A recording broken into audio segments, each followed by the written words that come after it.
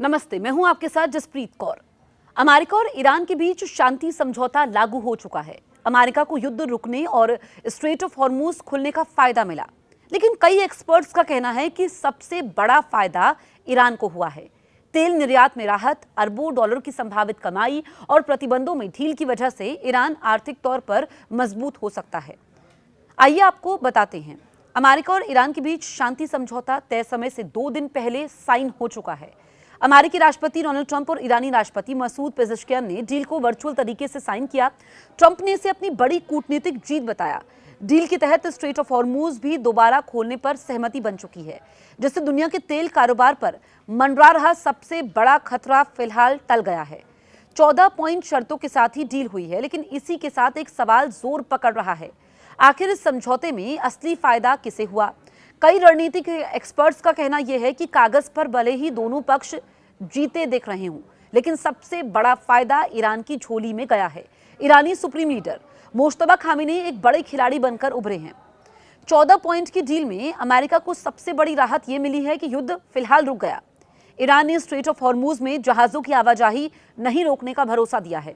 इसका मतलब है कि दुनिया के करीब 20% तेल की सप्लाई फिर से सामान्य होने जा रही है और तेल की कीमतों में बड़ा उछाल आने का खतरा कम हो गया। इसके अलावा ईरान ने इस डील के जरिए परमाणु हथियार नहीं बनाने की शर्त मान ली है। हालांकि उसके परमाणु कार्यक्रम पर आखिरी फैसला अभी नहीं हुआ है। दोनों देश अगले 60 दिनों तक बातचीत जारी रखेंगे। उसी दौरान स्थायी समझौते की कोशिश होगी। ट्रंप ने साफ कहा कि यह परफॉर्मेंस बेस्ड डील है, यानी अगर ईरान ने वादा नहीं निभाया तो दी गई रियायतें वापस भी ली जा सकती हैं। ट्रंप ने यह भी कहा कि अमेरिका इस डील के तहत ईरान को कोई सीधा नगद भुगतान नहीं करेगा। इस डील में ईरान को जो छूट मिली है वही पूरी तस्वीर बदलती है। सबसे बड़ा फायदा ईरान के तेल कारोबार में मिला है। डील लागू होते ही ईरान को तेल और ईंधन बेचने की छूट मिलने लगी है। बैंकिंग, शिपिंग और इंश्योरेंस से जुड़े कई प्रतिबंधों में भी राहत का रास्ता खुल चुका है। इससे ईरान की आर्थिक स्थिति फिर से सुधरेगी। अभी तक प्रतिबंधों के कारण अलग थलग पड़ा ईरान दुनिया में फिर से अहमियत बढ़ाएगा। वॉल स्ट्रीट जर्नल के मुताबिक अगर ईरान युद्ध से पहले वाले स्तर पर तेल बेचता है तो उसे हर साल 60 अरब डॉलर से ज्यादा की कमाई हो सकती है। ऊर्जा विशेषज्ञों का अनुमान है कि सिर्फ शुरुआती 2 महीनों में ही उसे करीब 8 अरब डॉलर की अतिरिक्त आमदनी हो सकती है। इतना ही नहीं, ईरान के पास पहले से 100 मिलियन बैरल से ज्यादा तेल स्टोरेज में पड़ा हुआ है। इनमें करीब 60 मिलियन बैरल विदेशों में रखा हुआ है, जिसे अब तुरंत बाजार में बिक्री के लिए निकाला जा सकता है। अगर आगे स्थायी समझौता होता है तो विदेशों में फंसी करीब 100 अरब डॉलर की ईरानी संपत्तियों तक पहुंच का रास्ता भी खुल सकता है। ईरानी मीडिया शुरुआती दौर में 12 अरब डॉलर जारी होने की उम्मीद जता रहा है। इसके साथ ही युद्ध से बर्बाद हुए ईरान को फिर से डेवलप करने के लिए 300 अरब डॉलर के फंड का प्रस्ताव भी डील का हिस्सा बताया गया है। डील लागू होते ही ईरान के लिए तेल बेचने का रास्ता खुल गया। बैंकिंग, शिपिंग और इंश्योरेंस से जुड़े कई प्रतिबंधों में राहत मिलने लगी है। अनुमान है कि ईरान हर साल 60 अरब डॉलर से ज्यादा कमा सकता है। अमेरिका को फिलहाल सिर्फ इतना भरोसा मिला है कि ईरान आगे बातचीत जारी रखेगा, समझौते की शर्त मानेगा।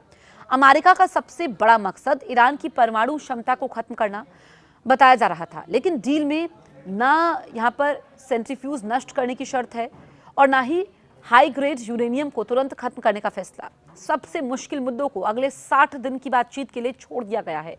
युद्ध के समय डोनाल्ड ट्रंप बार बार ईरान से बिना शर्त आत्मसमर्पण की बात कर रहे थे, लेकिन अंतिम समझौते में ना आत्मसमर्पण है, ना शासन परिवर्तन, ना ही न्यूक्लियर साइट्स ढांचे को तुरंत खत्म करने की कोई शर्त। यही वजह है कि आलोचक कह रहे हैं कि अमेरिका अपने शुरुआती रुख से पीछे हट गया। इसी के कारण तो पूरा युद्ध हुआ था। ईरान लगातार संकेत दे रहा था कि अगर तनाव बढ़ा तो स्ट्रेट ऑफ हॉर्मूज प्रभावित हो सकता है। इससे पूरी दुनिया के तेल बाजार में बेचैनी बढ़ गई है।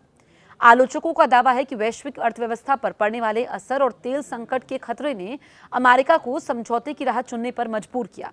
110 दिन की लड़ाई के बाद भी तस्वीर ज्यादा नहीं बदली। इतने लंबे संघर्ष, भारी सैन्य कार्रवाई, बड़े आर्थिक नुकसान के बावजूद ईरान की सरकार सत्ता में बनी हुई है। उसका परमाणु कार्यक्रम भी पूरी तरीके से खत्म नहीं हुआ, यानी जिस स्थिति को बदलने के लिए लड़ाई शुरू हुई थी उसका बड़ा हिस्सा अब भी वैसा ही है। अगर प्रतिबंधों में और ढील मिलती है तो ईरान की अर्थव्यवस्था को बड़ा सहारा मिलेगा। उसका क्षेत्रीय प्रभाव बढ़ सकता है। इजरायल समर्थक और कई रिपब्लिकन नेता कह रहे हैं कि अमेरिका ने अपना सबसे मजबूत दबाव वाला हथियार यानी आर्थिक प्रतिबंध कमजोर कर दिया। अगर अगले 60 दिन की बातचीत बेनतीजा रही तो अमेरिका के पास दबाव बनाने के विकल्प पहले से कम रह जाएंगे।